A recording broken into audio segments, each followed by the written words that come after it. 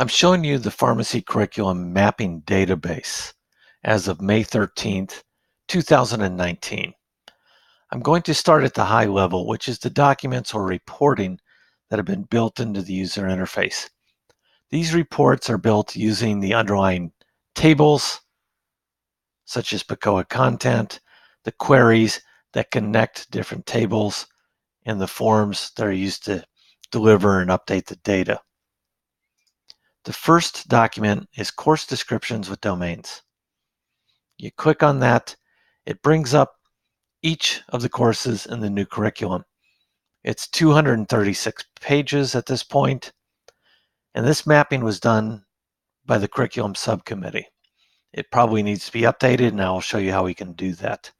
But each course has CAPE outcomes, PICOA content, ACPE standards, and NAPLEX competencies mapped to each course.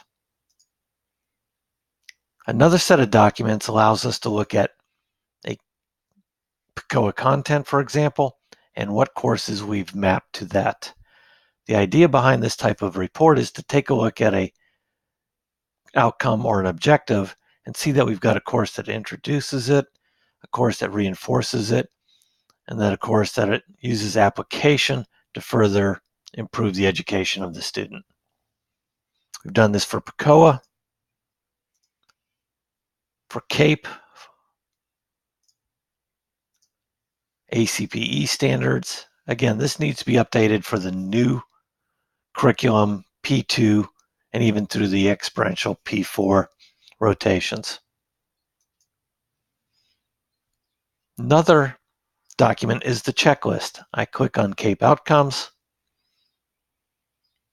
and what I can look at here is, as a course coordinator, I can put in the course number, the title, my name, sign off and date, and then go check each of the applicable CAPE outcomes. In this case, it's 3 pages that I intend on having covered within my course.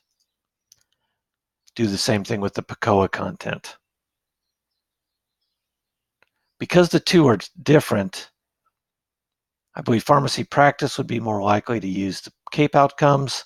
Pharmaceutical sciences might be more likely to use the PICOA content, but those are the two main outcomes and objectives that we can use to map to ACPE, NAPLEX, PPCP, Entrustable Professional Activities. So those are the two that we want to update for each of our courses. Now, from a course level standpoint, up on the main menu, I can update course descriptions. Fairly simple. I can look at 303, Introduction Practice of Pharmacy. I can go through here and add or delete CAPE outcomes that I want to attach to each of those courses.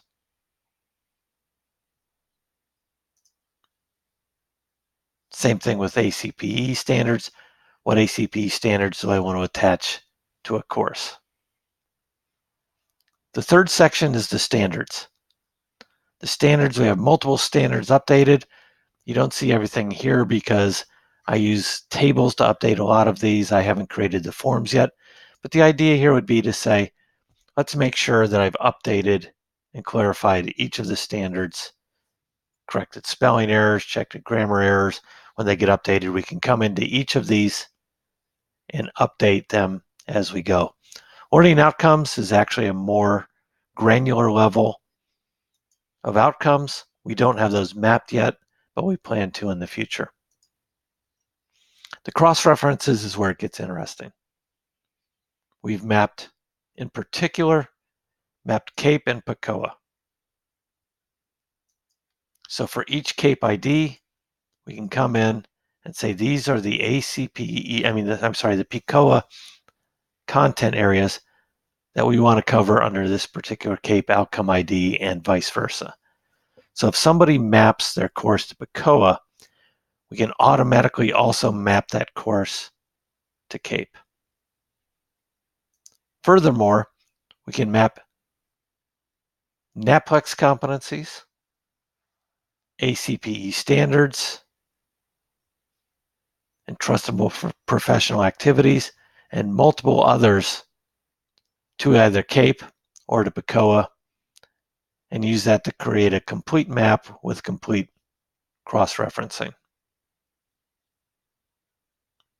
Another area in order to allow us to do assessment was the idea was if we put each of our questions into ExamSoft and map them to either CAPE or PCOA,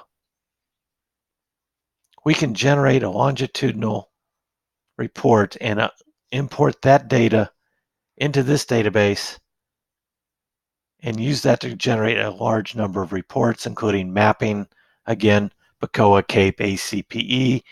If NAPLEX wants a report, if ACPE wants a report, we'll be able to map down to this type of level. Here's an ExamSoft PCOA content to map back. And if we do it year after year, map back year over year, course by course, student progression over time, just multiple ways. Once you have all this data into a system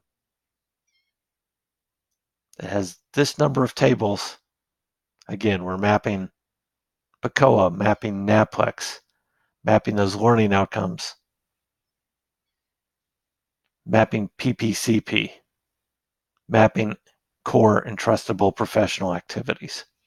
The underlying database gives us the flexibility. It's built-in access.